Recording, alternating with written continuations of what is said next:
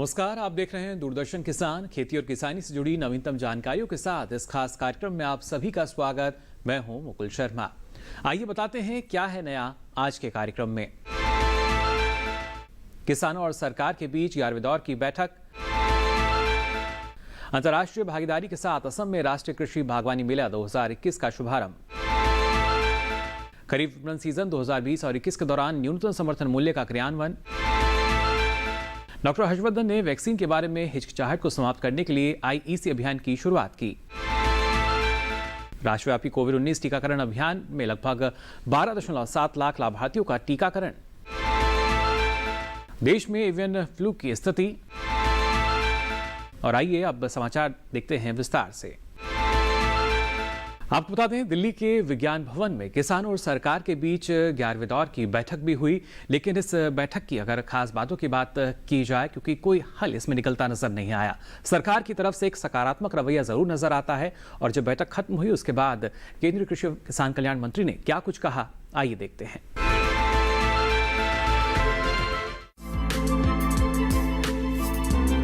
कृषि एवं किसान कल्याण मंत्री श्री नरेंद्र सिंह तोमर, उपभोक्ता मामले, खाद्य और सार्वजनिक वितरण मंत्री श्री पीयूष गोयल और वाणिज्य एवं उद्योग राज्य मंत्री श्री सोम प्रकाश ने 22 जनवरी 2021 को विज्ञान भवन नई दिल्ली में आयोजित 11वीं बैठक में किसान संगठनों के प्रतिनिधियों से वार्ता की।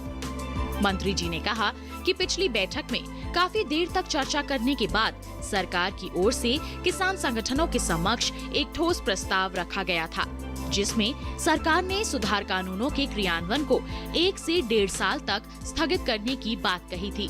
और इस दौरान किसान संगठनों और सरकार के प्रतिनिधि किसान आंदोलन के मुद्दों पर विस्तार से विचार विमर्श करके उचित समाधान पर पहुंच सकते हैं। इस पर संगठनों ने दिनांक 21 जनवरी 2021 को अपनी आंतरिक बैठक में विचार विमर्श करके 22 जनवरी 2021 को सरकार के साथ बैठक के दौरान अपना मत अवगत कराने की बात कही थी। इसी संदर्भ में 22 जनवरी 2021 को बैठक में सरकार ने किसान संगठनों से उनके लिए गए निर्णय से अवगत कराने का आग्रह किया। सरकार ने किसान संगठनों को आंदोलन समाप्त करने हेतु समाधान की दृष्टि से श्रेष्ठतम प्रस्ताव दिया है।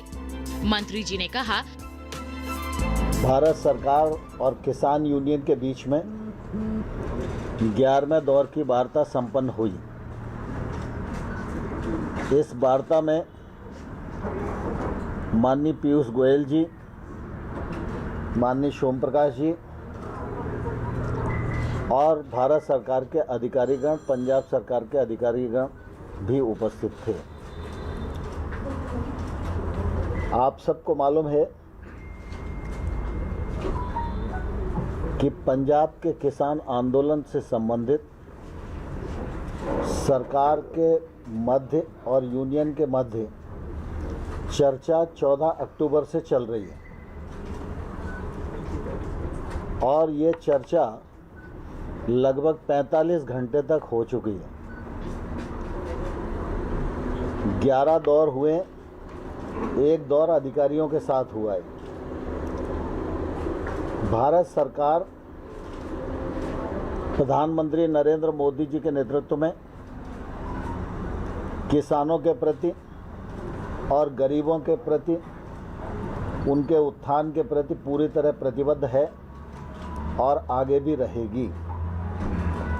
देश के कृषि क्षेत्र में आमूलचूल परिवर्तन आवे, कृषि मुनाफे में आए, भ्रष्टाचार की समाप्ति हो, बिचौलियों की समाप्ति हो, किसान महंगी फसलों की ओर आकर्षित हों, नई नई तकनीक का उपयोग करें, वैश्विक मानकों के अनुसार खेती कर सकें और अच्छा मुनाफा कमा सकें। इस दृष्टिकोण के आधार पर प्रधानमंत्री जी के नेतृत्व में कृषि सुधार बिलों को राज्यसभा और लोकसभा ने पारित किया था। विशेष रूप से पंजाब और अल्प मात्रा में एकाध राज्यों के कुछ किसान इस आंदोलन में जुड़े और उन्होंने कृषि सुधार बिलों के विरोध में आंदोलन घोषित किया। और इस आंदोलन के दौरान लगातार यह कोशिश हुई कि जनता के बीच में और किसानों के बीच में गलतफहमियां फैलें और उन गलतफहमियों का फ़ायदा उठाकर कुछ ऐसे लोग जो हर अच्छे काम का विरोध करने के आदी हो चुके हैं, वो किसानों के कंधे का इस्तेमाल अपने राजनीतिक हितों के लिए कर सकें। इस आधार पर यह परिस्थिति बनी, लेकिन भारत सरकार ने हमेशा किसानों के प्रति संवेदनशील दृष्टिकोण अपनाया। किसानों के सम्मान में हमेशा बात सोची और किसान यूनियन जो बात कर रही थी उनकी भी प्रतिष्ठा बढ़े और वो किसानों की नुमाइंदगी कर सकें। इसलिए भारत सरकार की कोशिश थी कि वो सही रास्ते पर विचार करें और सही रास्ते पर विचार करने के लिए 11 दौर की बैठक की गई। जब यूनियन रिपील पर अड़ी रही तो सरकार ने उनके वक्तव्यों में चिन्हित तमाम सारी जो आपत्तियां प्रकट की गई थी उन पर सरकार ने उनका निराकरण करने के लिए, संशोधन करने के लिए एक के बाद एक अनेक प्रस्ताव दिए। लेकिन जब आंदोलन की पवित्रता नष्ट हो जाती है तो निर्णय नहीं होता। और मुझे लगता है कि वार्ता के दौर में मर्यादाओं का तो पालन हुआ, लेकिन किसान के हक में वार्ता का मार्ग प्रशस्त हो, इस भाव का सर्वदा अभाव था। इसलिए वार्ता निर्णय तक नहीं पहुंच सकी। इसका निश्चित रूप से मुझे भी खेद है। भारत सरकार नरेंद्र मोदी जी के नेतृत्व में किसानों के प्रति पूरी तरह संवेदनशील है और हमारी कोशिश लगातार ये रहेगी कि देश का किसान आने वाले कल में प्रगति करे और उसके विकास और उत्थान के लिए भारत सरकार के प्रयत्न सफलीभूत हों। यह प्रयत्न भारत सरकार का निरंतर बना रहेगा। 11वें दौर की वार्ता के दौरान जब किसान यूनियन की तरफ से ये कहा गया कि हम तो पुराने प्रस्ताव पर विचार करके उन पर सहमत नहीं हो सके और हम रिपील ही चाहते हैं, जबकि भारत सरकार ने हमेशा यह बात कही कि रिपील के अतिरिक्त कोई विकल्प हो तो बताओ, लेकिन आज भी उन्होंने कहा कि हमारी यही मांग है। तो हमने कहा कि जो प्रस्ताव आपको दिया है 1 से 1.5 वर्ष तक कानून को स्थगित रख के समिति बनाकर आंदोलन में उठाए गए मुद्दों और पहलुओं पर विचार विमर्श करके रिकमेंडेशन करने के लिए वह प्रस्ताव हमारा बेहतर प्रस्ताव है। उस प्रस्ताव पर आप पुनर्विचार करें। वह प्रस्ताव किसानों के हित में भी है, देश के हित में भी है और इसलिए हमने उन्हें कहा कि आज वार्ता को पूरा करते हैं। आप लोग अगर निर्णय पर पहुंच सकते हैं तो कल आप अपना मत बताइए। निर्णय घोषित करने के लिए आपकी सूचना पर हम कहीं भी इकट्ठा हो सकते हैं और उस निर्णय को घोषित करने की कार्रवाई को आगे बढ़ा सकते हैं। और फिलहाल कार्यक्रम में वक्त हो चला एक छोटे से ब्रेक का। आप बने रहिए दूरदर्शन किसान पर।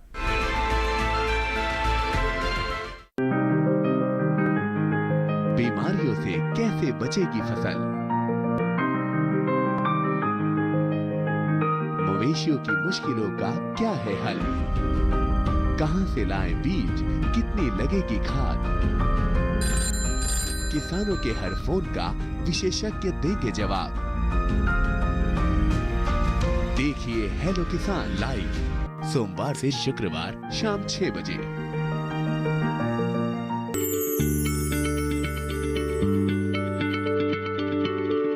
क्या आप किसी बीमारी से परेशान हैं?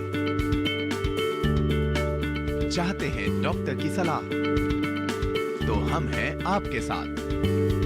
बताएंगे आपको जीने की राह, समस्याएं आपकी, समाधान देश के मशहूर विशेषज्ञों के। घर बैठे बात करें देश के जाने माने डॉक्टरों से।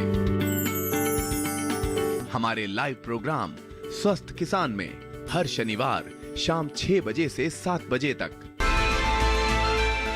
ब्रेक के बाद आप सभी का एक बार फिर स्वागत इस खास कार्यक्रम में। आपको बता दें, अंतर्राष्ट्रीय भागीदारी के साथ असम में राष्ट्रीय कृषि बागवानी मेले का आयोजन किया गया। इस दौरान क्या कुछ खास रहा, आइए देखते हैं।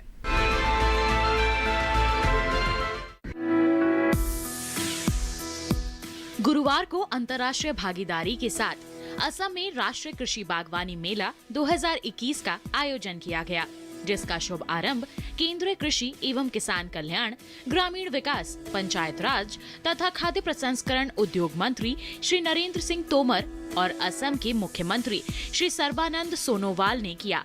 21 से 23 जनवरी तक मेले का आयोजन गोलाघाट जिले के बोकाखात में हो रहा है। कोविड के कारण आयोजन वर्चुअली है, पर उत्साह कायम है। इस अवसर पर श्री तोमर ने कहा कि किसानों की आय वर्ष 2022 तक दोगुनी करने के प्रधानमंत्री श्री नरेंद्र मोदी जी के लक्ष्य को ध्यान में रखते हुए सभी सरकारी योजनाओं का उद्देश्य किसानों की माली हालत सुधारने का है। श्री तोमर ने कहा कि असम के आंचल में इतनी फसलें हैं जो शायद ही देश के किसी अन्य प्रांत में उपलब्ध हों। असम फल फूल, सब्जियों, सुगंधित फूलों, औषधीय फसलों व दुर्लभ वनस्पति एवं जीवों से समृद्ध है।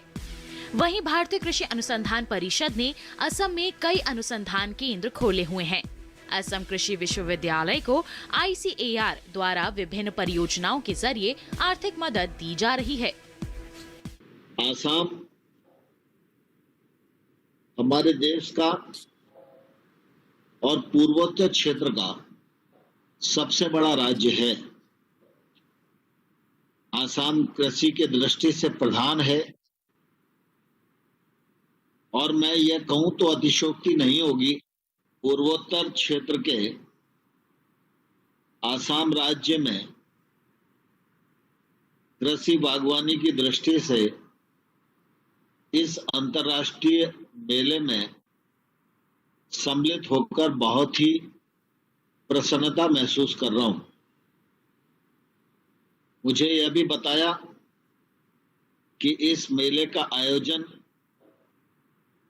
एक क्षेत्रीय उत्सव के रूप में होता था, लेकिन सने सने आसाम सरकार के प्रयत्नों का प्रतिफल है और हमारे मुख्यमंत्री सर्बानंद जी का प्रयास है, जिससे इस बागवानी मेले ने अंतर्राष्ट्रीय स्वरूप ग्रहण कर लिया है। यह हमारे लिए निश्चित रूप से बहुत ही प्रसन्नता की बात है। इस बार यह मेला गोलाघाट जिले में आयोजित हो रहा है। कोविड का संकट है, इसलिए इस मेले का आयोजन वर्चुअल हो रहा है, लेकिन फिर भी पूरे राज्य में कृषि के क्षेत्र में काम करने वाले भाइयों और बहनों में उत्साह भरपूर है। मेले के अवसर पर आप सबको मैं अपनी ओर से बहुत बहुत शुभकामनाएं देता हूं और बधाई देता हूं। आसाम हमारे देश का और पूर्वोत्तर क्षेत्र का सबसे बड़ा राज्य है। आसाम कृषि के दृष्टि से प्रधान है, और मैं यह कहूं तो अतिशयोक्ति नहीं होगी कि आसाम के आंचल में इतनी फसलें हैं, शायद ही देश के किसी और अन्य प्रांत में इतनी फसलों की उपलब्धता हो। केंद्र सरकार की योजनाएं, उनका क्रियान्वयन, राज्य सरकार की योजनाएं, उनका क्रियान्वयन, किसानों को वाजिब हक उन्हें मिल सके, इस दृष्टि से जो सर्बानंद सोनोवाल जी का प्रयास है वो निश्चित रूप से बहुत ही अभिनंदनीय है। मैं उन्हें और उनकी टीम को अपनी ओर से बहुत बधाई देना चाहता हूं। मुझे कहते हुए भी खुशी है कि सोनोवाल जी के नेतृत्व में कृषि के क्षेत्र में भी नए कीर्तिमान स्थापित किए जा रहे हैं। वहीं ग्रामीण विकास के क्षेत्र में भी जो केंद्र सरकार की योजनाएं हैं उनका ठीक प्रकार से अमल करने का प्रयत्न किया जा रहा है। चाहे हर गरीब आदमी को जिसके पास अपना आवास नहीं है उसे प्रधानमंत्री आवास देने का मामला हो, जिस गांव में सड़क नहीं है वहां प्रधानमंत्री ग्रामीण सड़क योजना के माध्यम से सड़क देने का मामला हो, और हमारी तमाम सारी बहनें जो रोजगार के लिए लालायित रहती हैं उनको पंडित दीनदयाल उपाध्याय राष्ट्रीय आजीविका मिशन के माध्यम से लाखों महिलाओं को आजीविका देने का मामला हो, यह काम मुख्यमंत्री जी के नेतृत्व में भली बात चल रहा है। मैं उनको अपनी ओर से बहुत बहुत बधाई देता हूं, उनका इस मौके पर स्वागत करना चाहता हूं और मुझे पूरा भरोसा है कि सोनोवाल जी का नेतृत्व या आसाम का नेतृत्व, इस नेतृत्व की स्वीकारोक्ति उनके कृतित्व और व्यक्तित्व के कारण पूरे आसाम में बढ़ती जा रही है और उनके नेतृत्व में आसाम पूरी दुनिया में अपने नाम को आगे बढ़ाने का काम कर रहा है। आज इस कार्यक्रम से बड़ी मात्रा में किसान भाई और बहन जुड़े हुए हैं। इस कृषि मेले के उत्सव के अवसर पर मैं सभी किसान भाइयों और बहनों को बहुत शुभकामनाएं देता हूं। वर्तमान खरीफ विपणन सीजन 2020 और 21 के दौरान सरकार ने अपनी मौजूदा न्यूनतम समर्थन मूल्य योजनाओं के अनुसार किसानों से एमएसपी पर खरीफ 2020-21 फसलों की खरीद जारी रखी है, जैसा कि पिछले सत्रों में भी किया गया था। आपको बता दें, करीब 1,06,792.14 करोड़ के एमएसपी मूल्य के साथ केएमएस खरीद प्रक्रिया से लगभग 79.51 लाख धान के किसान लाभान्वित हुए हैं। आइए देखते हैं इस बारे में ये खास रिपोर्ट। खरीफ 2020-21 के लिए धान की खरीद पंजाब, हरियाणा, उत्तर प्रदेश, तेलंगाना, उत्तराखंड, तमिलनाडु, चंडीगढ़, जम्मू और कश्मीर, केरल, गुजरात, आंध्र प्रदेश, छत्तीसगढ़, ओडिशा, मध्य प्रदेश, महाराष्ट्र, बिहार, झारखंड और पश्चिम बंगाल जैसे राज्यों व केंद्र शासित प्रदेशों में सुचारू रूप से चल रही है। पिछले वर्ष के 453,65,000 मीट्रिक टन की तुलना में इस वर्ष 565,63,000 मीट्रिक टन से अधिक धान की खरीद की जा चुकी है। 565,63,000 मीट्रिक टन की कुल खरीद में से अकेले पंजाब ने 202,77,000 मीट्रिक टन का योगदान दिया है, जो कुल खरीद का 35.85% है। वर्तमान में जारी केएमएस खरीद संचालन के तहत 1,06,792 करोड़ 14 लाख रुपए मूल्य के धान की खरीद की गई है। खरीफ विपणन सीजन 2020 के लिए तमिलनाडु, कर्नाटक, महाराष्ट्र और आंध्र प्रदेश राज्यों से मूल समर्थन योजना के तहत 61,66,000 मीट्रिक टन दलहन और तिलहन की खरीद के लिए मंजूरी दी गई थी। सरकार ने अपनी नोडल एजेंसियों के माध्यम से 1,616 करोड़ 8 लाख रुपए की एमएसपी मूल्य वाली मूंग, उड़द, मूंगफली की फली और सोयाबीन की 2,97,305.10 मीट्रिक टन की खरीद की। 52 करोड़ 40 लाख रुपए के एमएसपी मूल्य पर 5,089 मीट्रिक टन कोपरा की खरीद की गई है, जिससे कर्नाटक और तमिलनाडु के 3,961 किसान लाभान्वित हुए हैं। कोपरा और उड़द के संदर्भ में अधिकांश प्रमुख उत्पादक राज्यों में दरें एमएसपी से अधिक है। 84,80,544 कपास की गांठें खरीदी गई, जिनका मूल्य 24,803 करोड़ 63 लाख रुपए है, जिससे 17,27,601 किसान लाभान्वित हुए हैं। और इसी के साथ ही यहाँ वक्त हो चला एक और छोटी सी ब्रेक का। आप बने रहिए दूरदर्शन किसान पर।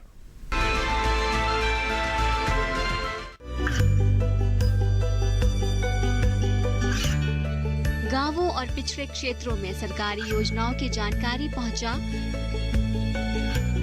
देश में कौशल और क्षमता विकास कर ग्रामीणों को सामाजिक बदलाव और विकास से जोड़ने की दूरदर्शन किसान की पहल चौपाल चर्चा देखें सोमवार से शुक्रवार सुबह 9 बजे।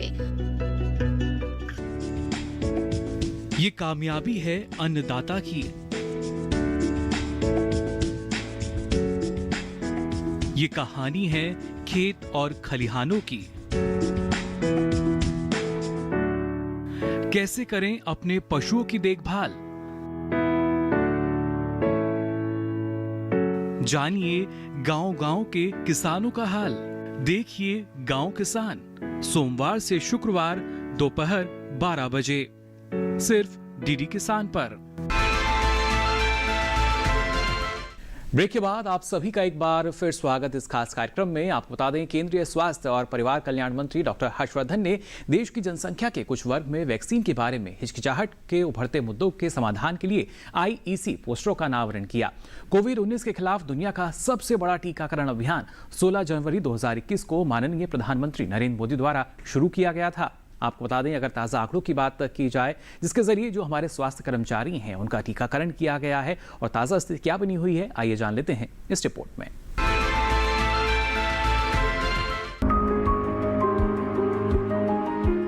इस अवसर पर केंद्रीय स्वास्थ्य और परिवार कल्याण राज्य मंत्री अश्विनी कुमार चौबे और नीति आयोग के सदस्य डॉक्टर VK पॉल भी मौजूद थे। डॉक्टर हर्षवर्धन ने कहा कि भारत कुछ देशों में से एक है जिन्होंने कोविड-19 के बढ़ते प्रभाव पर रोक लगाने में सफलता प्राप्त की है और साथ ही कोविड का एक टीका भी विकसित किया है।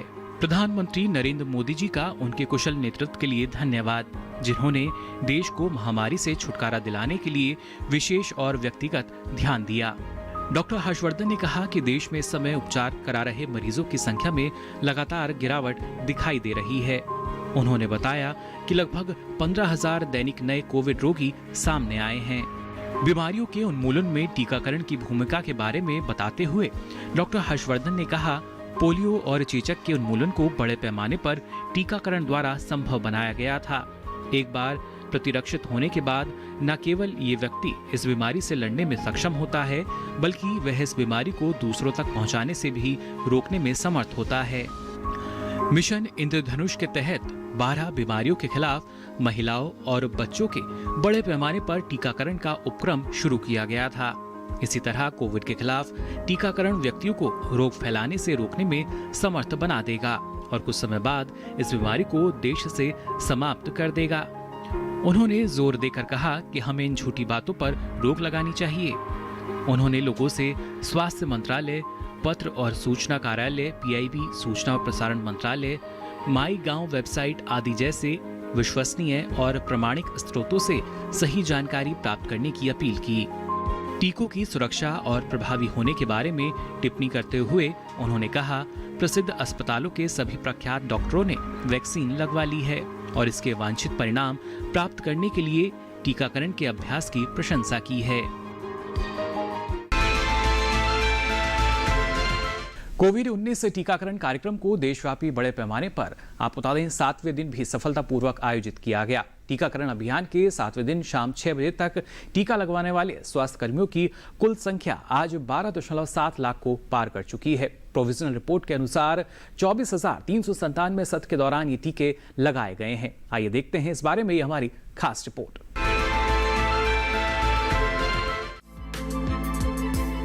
आंध्र प्रदेश राज्य में अभी तक 1,27,726 लोगों का टीकाकरण हो गया है। वहीं अरुणाचल प्रदेश में 5,782, असम में 13,654, बिहार में 63,620, चंडीगढ़ में 1,157, छत्तीसगढ़ में 22,171, दिल्ली में 18,844, गोवा में 946, गुजरात 42,395, हरियाणा 62,142, हिमाचल प्रदेश 8,817, जम्मू कश्मीर 9,850, झारखंड 14,769, कर्नाटक 1,82,503। आगे बढ़ते हैं कार्यक्रम में। आपको बता दें 22 जनवरी 2021 तक देश में एवियन फ्लू की स्थिति क्या रही, जान लेते हैं इस खास रिपोर्ट में।